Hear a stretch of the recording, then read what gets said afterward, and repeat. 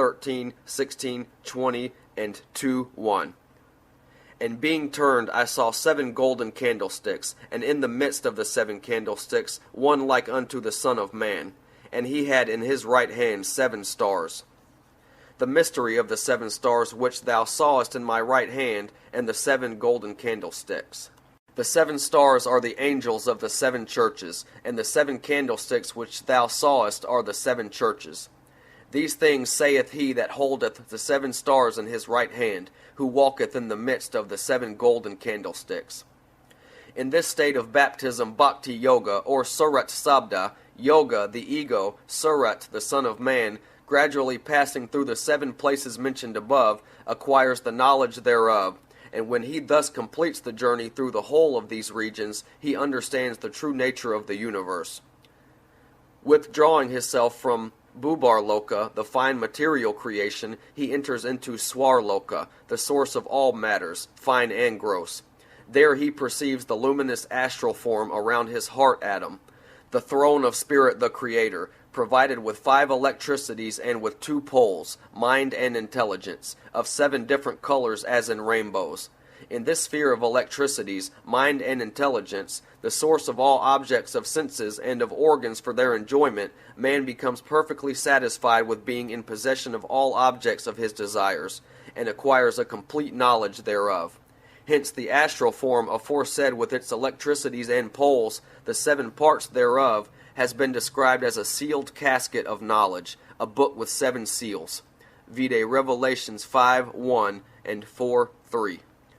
And I saw in the right hand of him that sat on a throne a book written within, and on the backside sealed with 7 seals. And there was a rainbow round about the throne. Passing through this Swar Loka, the Son of Man comes to Mahar Loka, the place of magnet, of which the ideas of manifestation, time, space, and particle, or atom, are the 4 component parts. As has already been mentioned in Chapter 1, this Mahar Loka represents Abhijja, the ignorance, which produces the idea of separate existence of self, and is the source of ego, the Son of Man. Thus named Manava, being the offspring of ignorance, and the ignorance being represented by the 4 ideas aforesaid, these ideals are called the 4 Manus, the origins or sources of man. The Mahar Loka, the place of magnet as explained before, is the Brahmarandra, or Dasam Dwara, the door between 2 creations, material and spiritual. When Ego, the Son of Man, comes to the door, he comprehends the spiritual light and becomes baptized therein. And passing through this door, he comes above the ideal creation of darkness Maya, and entering into the spiritual world, receives the true light and becomes the Son of God. Thus man, being the Son of God, overcomes all bondage of darkness Maya, and becomes possessed of all Aisharyas, the ascetic majesties. These Aisharyas are of 8 sorts. Anima, the power of making one's body or anything else as small as he likes, even as an atom Anu. Mahima, the power of magnifying or making one's body or anything else Mahat, as large as he likes. Lagima, the power of making one's body or anything else Lagu, as light as he likes. Garima, the power of making one's body or anything else Guru, as heavy as he likes. Prapti, the power of Apti, obtaining anything he likes. Basitwa, the power of Basha, i.e., bringing anything under control.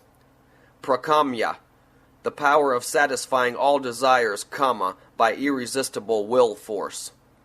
Ishitwa, the power of becoming Isha, Lord over everything. Vide John 14:12. Verily, verily, I say unto you, he that believeth on me, the works that I do shall he do also, and greater works than these shall he do, because I go unto my Father. Thus man, being possessed of Aisharyas, the ascetic majesties aforesaid, fully comprehends the eternal Spirit the Father, the only real substance, as unit, the perfect whole, and his self as nothing but a mere idea resting on a fragment of the spiritual light thereof. Man, thus comprehending, abandons altogether the vain idea of the separate existence of his own self and becomes unified with him, the eternal Spirit, God the Father. This unification with God is Kaivalya, the ultimate object of this treatise. vide Revelations 3:21. To him that overcometh will I grant to sit with me in my throne, even as I also overcame, and am set down with my Father in his throne. Conclusion. Love rules the court, the camp, the grove, the men below and saints above, for love is heaven, and heaven is love. The power of love has been beautifully described by the poet in the stanza quoted above. It has been clearly demonstrated in the foregoing pages that love is God, not merely as the noblest sentiment of a poet, but as an aphorism containing an eternal truth. To whatever religious creed a man may belong, and whatever may be his position in society, if he properly cultivates this ruling principle naturally implanted in his heart, he is sure to be on the right path, to save himself from the creation of darkness Maya.